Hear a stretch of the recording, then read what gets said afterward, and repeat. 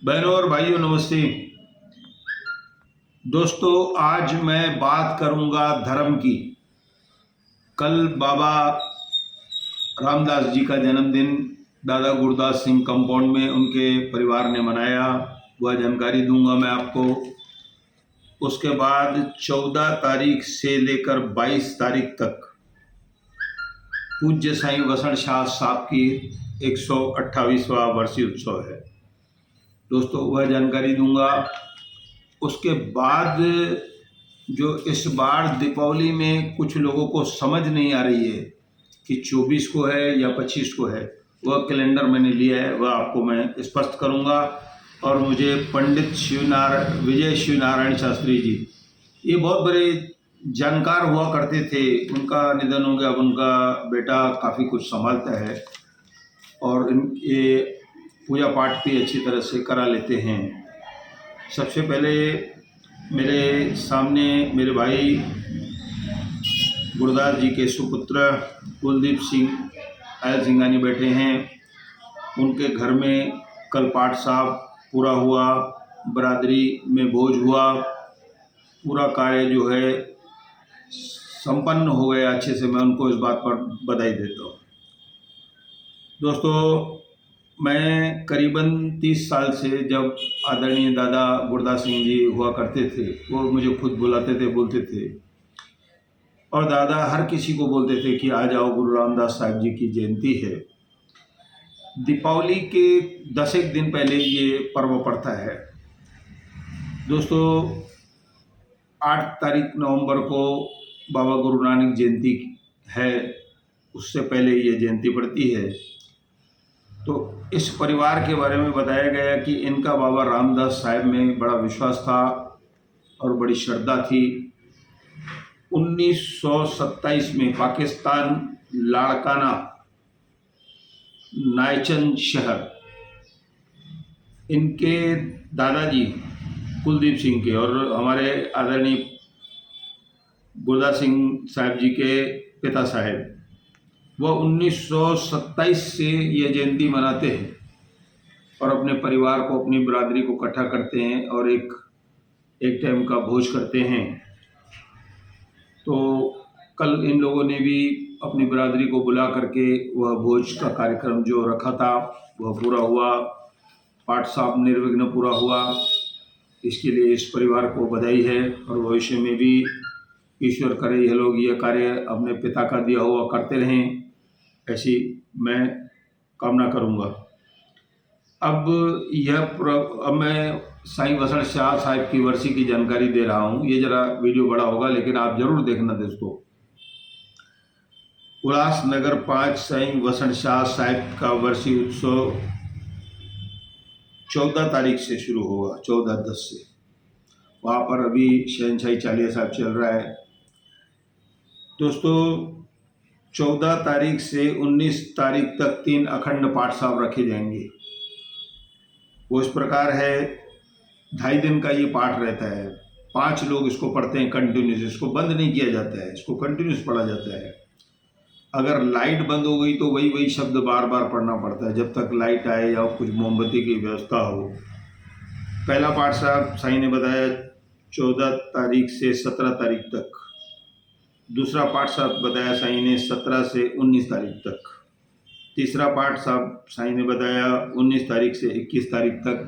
कल आदरणीय साईं कालीराम साहब ने हम पत्रकारों को बुलाया था और हम वहाँ पत्रकार की हैसियत से नहीं जाते। हमारा जब मन हो जाता है, साईं दिख जाते हैं तो हम दौड़ कर चले जाते हैं। दोस्तों, मैं दिन भर देखता हूँ रेले के रेले यहाँ पर जाते, अंदर लोग जाते रहते हैं। यही हाल मैं आदरणीय साईं देव प्रकाश जी का भी देखता हूँ। इन लोगों में एक खूबी है, अपने हाथ से भले छोटा सा प्रसाद देते हैं, लेकिन अपने हाथ से देते हैं, जिससे मन काफ़ी खुश होता है, संतुष्ट होता है। तो दोस्तों, इस वर्षीय उत्सव के पहले दिन 14/10 को ब्रह्म भोज से शुरुआत होगी। उसके बाद 20 तारीख को संतों का भंडारा है। 22/10 धनतेरस, जो बहुत सालों से, 100 सालों से चलता है। धनतेरस के दिन यह कार्यक्रम समाप्त होता है और सुबह से लेकर के पल्लव होता है दोस्तों धनतेरस के दिन। हम जब छोटे थे हजारों लाखों लोगों को देखते थे कि आखिर कहाँ जा रहे हैं, क्या हो रहा है, क्या होता है। अब तो हमारा साइंस से काफ़ी अच्छा प्रेम है, संतों से प्रेम रखना चाहिए, क्योंकि संत जो हैं वह कभी भी मुश्किल घड़ी में उनका आशीर्वाद काम आता है हम लोगों को। तो कुल मिलाकर 22/10 को धनतेरस के दिन पल्लव होगा। ये पल्लव देर तक चलता है दोस्तों, दोपहर हो जाती है। तो आप लोगों से निवेदन है कि आप लोग वहाँ पर पधारिए, आइए। और अब इसके बाद में पंडित शिवनारायण शास्त्री जी ने मुझे दीपावली के बारे में समझाया, वह जानकारी मैं आपको दे रहा हूँ, क्योंकि दीपावली में इस बार एक नासमझ की स्थिति बनी हुई है कि दीपावली 24 को है, या ले लीजिए आप मेरा, दीपावली 24 को है कि 25 को है। आप ये देखिए उमावस यहाँ पर है, उमावस जो आरंभ होगी शाम को 5:27 पर दोस्तों, सोमवार के दिन। तो इसलिए उमावस यहाँ से जब उमावस 5 बजे शुरू होगी, उसके बाद ही आप दीप बत्ती बही खाते आदि, या जो भी बच्चे मनाते हैं दीपावली, हम मिठाई वगैरह बांटते हैं, तो जो भी ये पूजा पाठ का समय यहाँ से शुरू होगा। यहाँ से चलकर दूसरे दिन सुबह 8 बजे तक दीपावली है।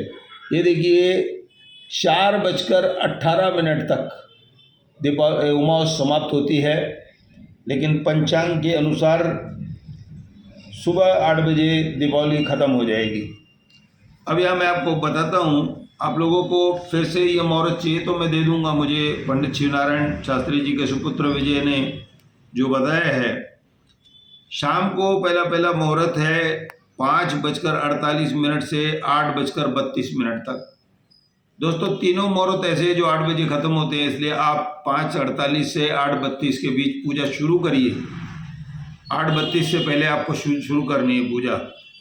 दूसरा मुहूर्त है 7 पहला वाला जो मुहूर्त बताया वो मैंने गोधूलिक बताया। अब आप सोचते होंगे गोधूलिक क्या होता है, तो जब गाय चरकर वापस आती है तो उस समय जो मिट्टी उड़ती है उसको गोधूलिक कहा जाता है। और इस वेला में मुहूर्त देखने की जरूरत नहीं पड़ती है, शादी भी होती है, कुछ भी होता है, तो ये बड़ा पावन मुहूर्त है। उसके बाद है 7:14 से 20:11 पर वृषभ लग्न है दोस्तों, बड़ा अच्छा लग्न रहता है। फिर उसके बाद रात को 1:42 से 3:57 तक सिंह लग्न। ये सबसे बड़ा महत्वपूर्ण रहता है, इसमें काफ़ी बड़ी पूजा होती है, कई पंडितों को बुलाया जाता है। तो यहाँ ये 3 मुहूर्त आपको बता रहा हूँ मैं दोस्तों। उसके बाद जो है 6:45 से 7:30 तक अमृत वेला, 9:33 से 10:57 तक शुभ का। उसके बाद 11:59 से 12:44 अभिजीत, ये भी काफ़ी अच्छा मुहूर्त होता है अभिजीत का। 13:46 यानी कि रात को 1:46 से 3:10 तक चल कर रहता है, यह साधारण मुहूर्त रहता है दोस्तों। उसके बाद 15:10 से यानी कि 3:10 से 17 मतलब 5:58 6 बजे तक लाभ और अमृत का चौगड़िया है।